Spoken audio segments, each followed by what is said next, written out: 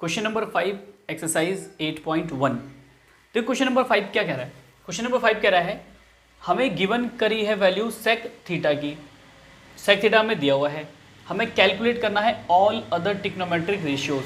मतलब हमें एक वैल्यू दी हुई है और उससे हमें सारे अदर्स ट्रिग्नोमेट्रिक रेशियोज लाने हैं। देखो सबसे इजी तरीका जो मैं आपको बताता आ रहा हूँ अभी तक वो ये है कि हमें यहाँ पर सेक थीटा की वैल्यू जो गिवन करी है हम कंपेयर करेंगे इसकी वैल्यू को कि ये बेस परपेंडिकुलर पे होती है या बेस हाइपोटेन्यूज पे होती है या परपेंडिकुलर बेस पे होती है। तो सबसे पहले कंपेयर करेंगे इसी से ही हम। तो हम लिखेंगे गिवन दैट हमें दिया हुआ है सेक थीटा की वैल्यू 13/12। अब मैंने आपको बताया यहाँ पर पंडित बद्री प्रसाद हर हर बोले। एक बात और, ये चीज़ें आपको एग्जाम में नहीं लिखनी, मतलब ये चीज़ें सिर्फ आपको अपने माइंड में या फिर जब आप क्वेश्चन कर रहे होंगे तो आप कहीं रफ में लिख लेना और तब इसका यूज़ करना। ऐसा नहीं कि आप एग्जाम में लिख के आ रहे हो यहीं पर ये सामने, आपको एग्जाम में नहीं लिखना ये, ठीक। ये बात मैंने पहले क्लियर कर दी। कहीं एग्जाम में जाओ और टीचर आपको ये सर्कल कर दे कि ये चीज़ क्या थी, तो आपको ये कहीं रफ में लिख लेना या जब आप क्वेश्चन करोगे तो थोड़ा सा छोटे छोटे लफ्ज़ में लिख लेना और तब इसका यूज़ करके फिर कट कर देना इसे, ठीक। अब देखो सेक थीटा की वैल्यू क्या होती है हमें पता है। पहली वाली वैल्यू साइन की, दूसरी कॉस की, तीसरी टेन की होती है, ये कॉसेक की होती है, नेक्स्ट वाली होती है सेक की, यानी कि हाइपोटेन्यूज अपॉन बेस। यानी ये वाली वैल्यू जो है वो है हाइपोटेन्यूज अपॉन बेस की। तो मैं एक राइट एंगल ट्राइंगल कंसिडर करता हूँ और इस राइट एंगल ट्राइंगल में ये मैंने 90 डिग्री मांग लिया। अब देखो यहाँ पे सेक थीटा लिखा ना, सेक ए, सेक पी ऐसा करके तो नहीं लिखा हुआ। इसका मतलब आप चाहे तो यहाँ पर इसे ए मानो, चाहे सी मानो, चाहे जेड मानो, कुछ भी मानो, यहाँ पर आप थीटा मान सकते हो। लेट सपोज ये थीटा हो गया।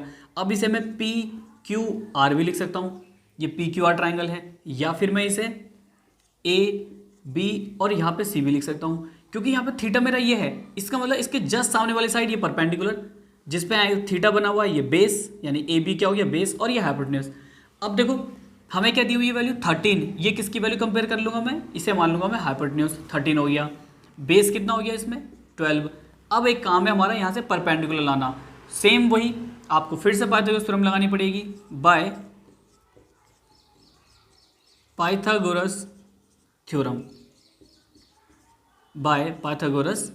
थ्योरम, ठीक। तो पाइथागोरस थ्योरम क्या होता है, hypotenuse square equal to perpendicular square plus base square. Hypotenuse square यानी कि ये कितना दिया हुआ है हमें 13, इसका square plus perpendicular square, perpendicular तो लाना है हमें, तो परपेंडिकुलर में उसके नाम से लिख लेता हूँ B C square plus base कितना है 12 का स्क्वायर। तो 13 का स्क्वायर कितना हो गया 169 और ये 12 का स्क्वायर होगा, यानी कि यहाँ लिख लेता हूँ मैं इसको बी सी स्क्वायर प्लस 144। तो यहाँ से कितना आ जाएगा 169 minus 144 equal to B C square. अब यहाँ से बी सी की वैल्यू कितनी आ गई, यहाँ लिख लेता हूँ मैं इसमें, यहाँ से बी सी की वैल्यू आ जाएगी 25, ये हो जाएगा बी सी स्क्वायर की वैल्यू आ जाएगी 25। तो बी सी की वैल्यू आ जाएगी √25, यानी कि इसकी वैल्यू कितनी आ जाएगी 5। तो यहाँ से परपेंडिकुलर वैल्यू आ गई है 5। अब देखो हमें क्या करना है, ऑल अदर ट्रिग्नोमेट्रिक रेशियोज लाने ना। अब मैं एक काम करता हूँ यहाँ पे लिख लेता हूँ वो सारी वैल्यूज़, ठीक। तो ये इसकी वैल्यू आ गई है और आगे वाला पार्ट मैं यहाँ लिख लेता हूँ, ये इसके साथ इंक्लूड कर लेते हैं और ये वाला पार्ट हम यहाँ से देखो। अब मैं लाता हूँ, पहला लाता हूँ वैल्यू, सो आप लिख सकते हो यहाँ पर so sine theta equal to, sine theta क्या होता है। अब आपको यहाँ पे भी ये नहीं लिखना जैसे मैं लिख रहा हूँ एग्जाम में, ये नहीं लिखना आपको एग्जाम में परपेंडिकुलर अपॉन हाइपोटेन्यूज। आपको लिखना है यहाँ पर परपेंडिकुलर क्या है इसका बी सी अपॉन हाइपोटेन्यूज कितना है इसका ए सी। आपको ये लिखना है एग्जाम में बी सी अपॉन ए सी। तो बी सी की वैल्यू कितनी होगी यहाँ पर 5 और ए सी की वैल्यू कितनी है 13। तो इसका आंसर आ जाएगा साइन थीटा की वैल्यू आ जाएगी 5/13। साइन के बाद में लाता हूँ कॉस थीटा की वैल्यू। कॉस थीटा क्या हो गया यहाँ पर, कॉस हो जाएगा बेस अपॉन हाइपोटेन्यूज। बेस कितना है 12। अब डायरेक्ट भी लिख सकते हो आप, यहाँ पे बेस हो गया यहाँ पर ए बी अपॉन हाइपोटेन्यूज कितना है ए सी। तो बेस की वैल्यू हो गई 12 और हाइपोटेन्यूज की वैल्यू कितनी है 13। तो ये कॉस की आ गई वैल्यू। टेन थीटा की वैल्यू क्या होगी, टेन थीटा क्या होता है परपेंडिकुलर अपॉन बेस। परपेंडिकुलर कितना है बी सी अपॉन बेस कितना है ए बी। बी सी की वैल्यू कितनी है 5, ए बी की वैल्यू कितनी है 12। ये टेन थीटा की वैल्यू आ गई है। Next cosec theta. Cosec theta क्या होता है हाइपोटेन्यूज अपॉन परपेंडिकुलर। तो हाइपोटेन्यूज कितना है AC अपॉन परपेंडिकुलर कितना है BC। तो यहाँ से AC की वैल्यू है 13 और BC की वैल्यू है 5। ये आ गया नेक्स्ट वैल्यू। सेक थीटा की वैल्यू ये तो गिवन है 13/12, बट यहाँ से भी ला सकते हो। सेक थीटा क्या होता है हाइपोटेन्यूज अपॉन बेस। हाइपोटेन्यूज कितना है AC और बेस कितना है AB।